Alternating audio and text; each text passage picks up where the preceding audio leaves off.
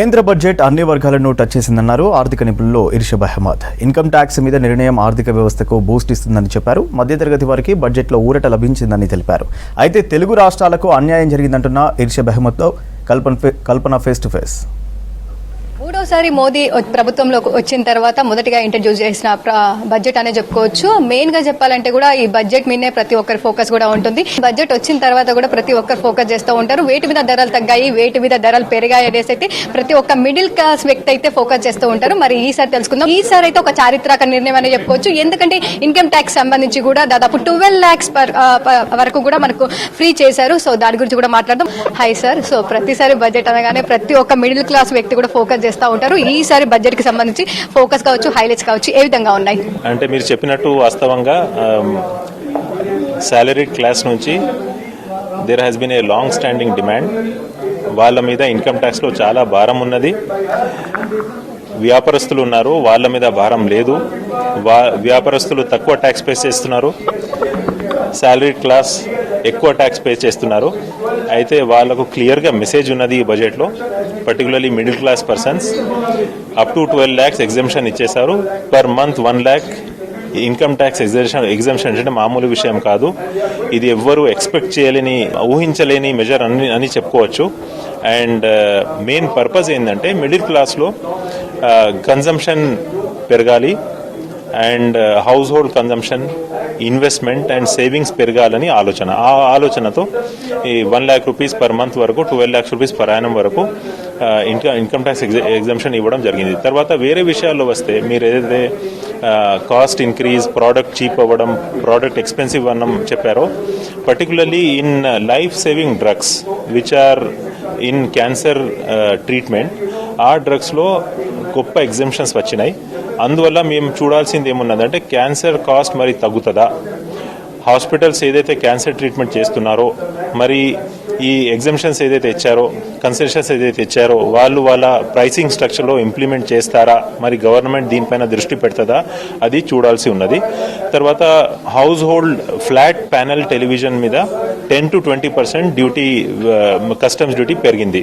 అయితే flat panel televisions, flat panel screens అక్కడ prices పెరిగే అవకాశం ఉన్నది. ఓవరాల్ ఇండస్ట్రీ సెక్టర్లో చూసుకుంటే ఈ ఎలక్ట్రానిక్ వెహికల్ బ్యాటరీ మ్యానుఫ్యాక్చరింగ్ మీద కొద్దిగా స్ట్రెస్ ఇవ్వడం జరిగింది ఈ బడ్జెట్లో.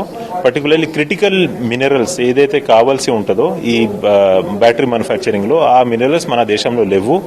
అది మనం ఇంపోర్ట్ చేస్తున్నాము. అది దానిపైన బేసిక్ కస్టమ్స్ డ్యూటీ మొత్తం ఎగ్జెంప్ట్ చేశారు. ఆ ఎగ్జెంప్ట్ చేయడం వల్ల మనకు డొమెస్టిక్ మ్యానుఫ్యాక్చరర్స్ ఆ ప్రోడక్ట్స్ చీప్లో ఇంపోర్ట్ చేసుకొని ఇక్కడ మ్యానుఫ్యాక్చరింగ్ కంపెనీ సెటప్ చేసుకొని ఆ డొమెస్టిక్ సప్లైస్ చేస్తారని అవకాశం ఉండదు. తెలుగు స్టేట్స్ కి సంబంధించి కూడా ఎక్కడ కూడా పెద్దగా ప్రస్తావన అనేది మనకు కనిపించలేదు. లాస్ట్ బడ్జెట్ లో కూడా మనం చూసుకున్నట్టయితే తెలంగాణకు సంబంధించి పెద్దగా ప్రస్తావించలేదు. ఏపీకి సంబంధించి ఆ టైంలో ఎలక్షన్స్ ఉన్నాయి కాబట్టి కాస్త ఫోకస్ అనేది కనిపించింది. మరి ఈసారి తెలుగు రాష్ట్రాలకు సంబంధించి ఎలా ఉంది? అవును, మీరు చెప్పినట్టు నిజంగా మేము ఎక్స్పెక్ట్ చేశాము ఆంధ్ర కన్సెషన్స్ ఎక్స్టెండ్ చేస్తారని. కానీ ఈ బడ్జెట్లో ఆంధ్ర గురించి స్పెషల్గా ఫోకస్ లేనట్టు అనిపిస్తుంది.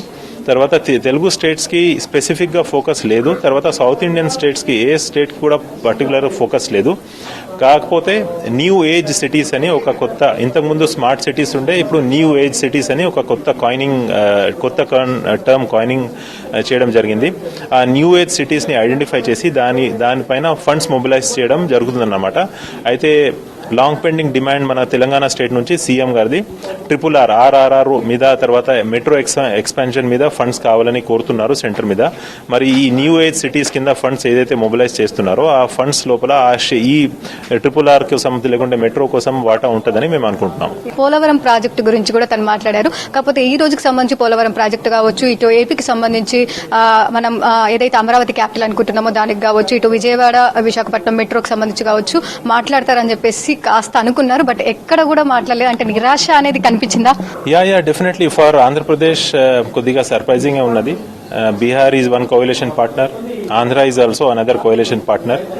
బీహార్కి ఇచ్చిన తర్వాత మరి ఆంధ్రకి ఎందుకు ఇవ్వలేదు? బట్ మేబీ ఈ ఇయర్ ఇవ్వలేదు, next year they may give to Andhra.